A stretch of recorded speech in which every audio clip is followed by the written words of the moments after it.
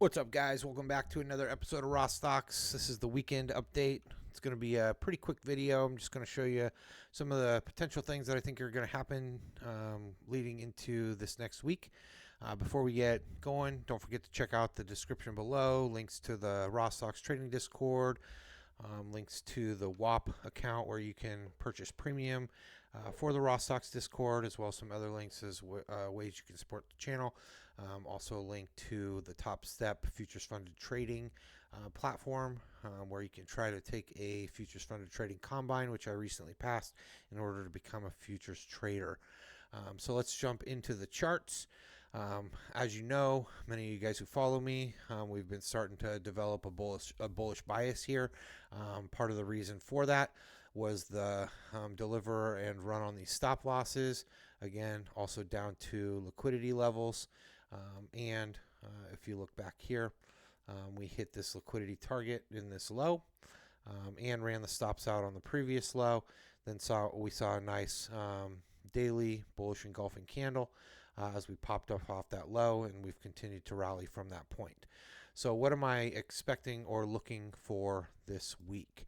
A couple things here.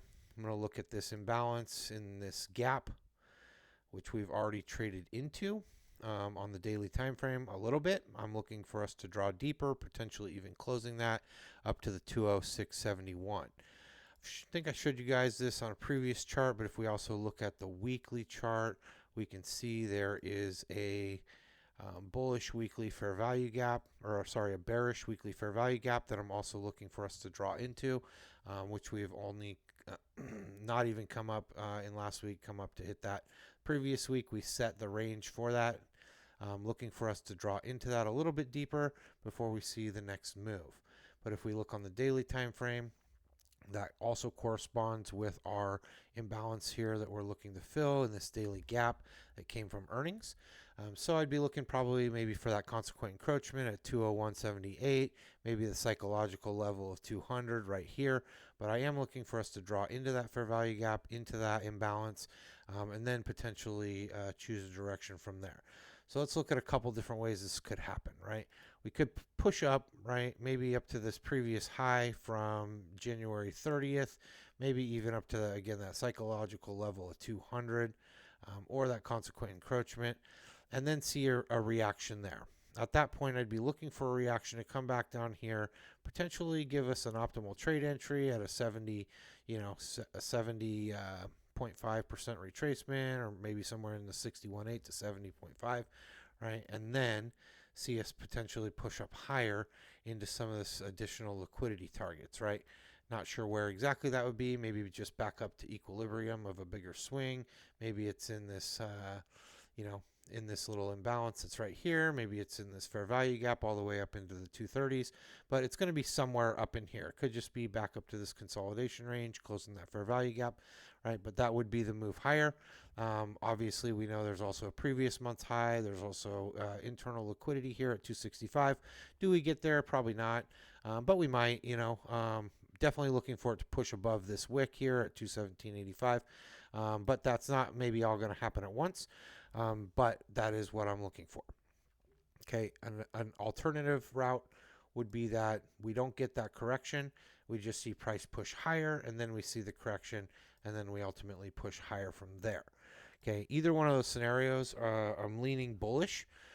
But if you want to consider a potential bearish scenario, we come up to that about that 200 level, and maybe even fill the gap, right? And then we come back down and we take some of the additional sell side liquidity targets, right? That could bring us all the way down into the 250s. Wouldn't expect much lower than that, but we have the 265 and the 252 liquidity levels there that we could be looking at. And then from there, below that, we have gaps. We also have fair value gaps even lower. So do we get there? Maybe, maybe not. We'll make that determination if we get down to the 152 level, because that would be taking, again, internal sell side liquidity all the way in the swing low. And then we would be looking for additional liquidity targets to the downside. So a lot's going to depend if we do come back and we do take this low at 175, right? But that's not exactly what I think is going to happen. We got the RSI in our favor. So even if we do pop up and then we drop down, what I'm going to be looking for is I'm going to be looking for a Fibonacci retracement, right? Let's just say we do get only the 200, right? Our Fibonacci retracement would bring us back down to about 182, 183, right? Around there, this optimal trade entry.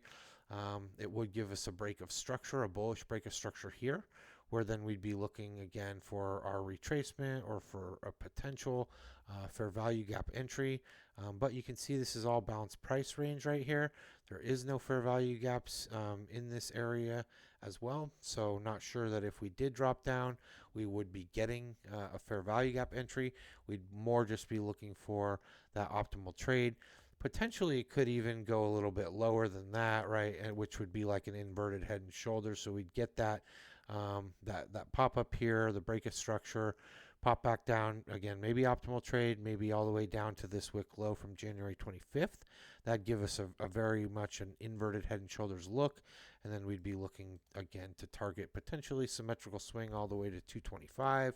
Right, but we have our take profits along the way at 200 back at the the previous high, wherever that ends up being, and then potentially our negative 0.27, our negative 0.26 or 62, and then our -1 for full symmetrical swing.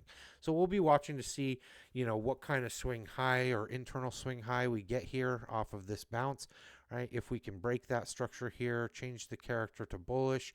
Then if we get some kind of reaction back to the downside, we'll be looking for our Smart Money Concepts market maker reversal. That will put us into a market maker buy model.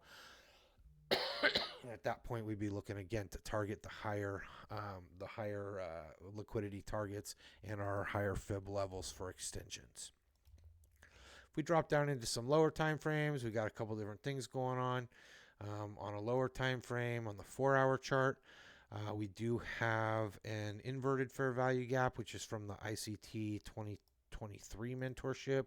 But right here, and this is something I was watching middle of the week, we get a fair value gap inversion on the 4-hour chart where we pop back over, close that fair value gap. It becomes inverted, traded back down into it. Great entry down here in the 183 level, and we've seen a run, right? But where we run into, we're looking for 196.30, which we fell short of going into last week, and we'll be looking to take that level out at least going into next week. And then again, our fair value gap weekly, and we have our gap fill levels here on the daily chart around that 206 ish range. Again, if we break through this weekly fair value gap, it becomes an inverted weekly fair value gap, and then we'd be looking for it to hold a support, where if we drew back down into it, we'd be looking for price to run higher at that point. If we drop down into the 1-hour chart, the 1-hour chart shows us our premium discount range here, where we haven't quite got back up to the premium of the old high back from Tuesday, January 30th. But we have seen, this bottom, price ran it out, saw some nice, also on the 1-hour chart, we get a 1-hour inverted fair value gap as well.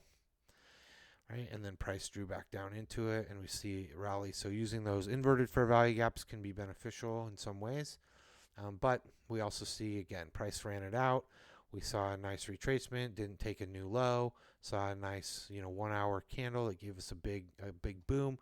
From there, we've just traded up, kind of melt up, but again, fell short of the previous high at 196.47. So we'll be looking to take that out early next week sometime.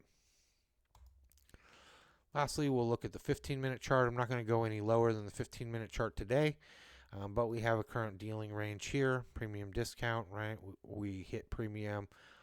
We've come back down.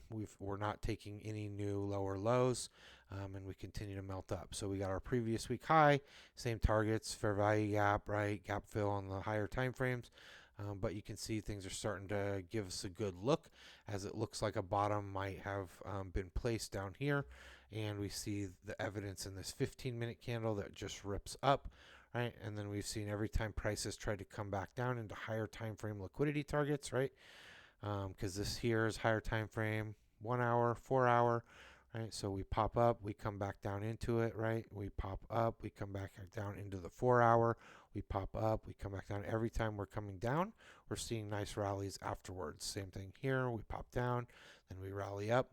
So really every time since we've bottomed down here that we get a little bit of a sell-off into high time frame, we see a nice rally throughout the rest of the day. So we'll be looking for the same thing to occur heading into next week. Might see that rally up into pre-market, right? And then we might see that early sell-off and then see us rally up. Could happen over Monday, Tuesday, maybe Wednesday. This is a very big, if you look at this weekly fair value gap, 196 all the way to 207.64. So pretty big. It's going to take us a little while to get into it and through it if we are going to end up going through it. So we'll just be watching that. I do expect reactions to be occurring inside of this fair value gap, and especially at the psychological level of 200. So hopefully this has been helpful as far as, potentially setting up your bias for the week. Don't forget to like, subscribe, share the channel and video with all your friends. I appreciate the ongoing support, and good luck with your trading over the week. Take care.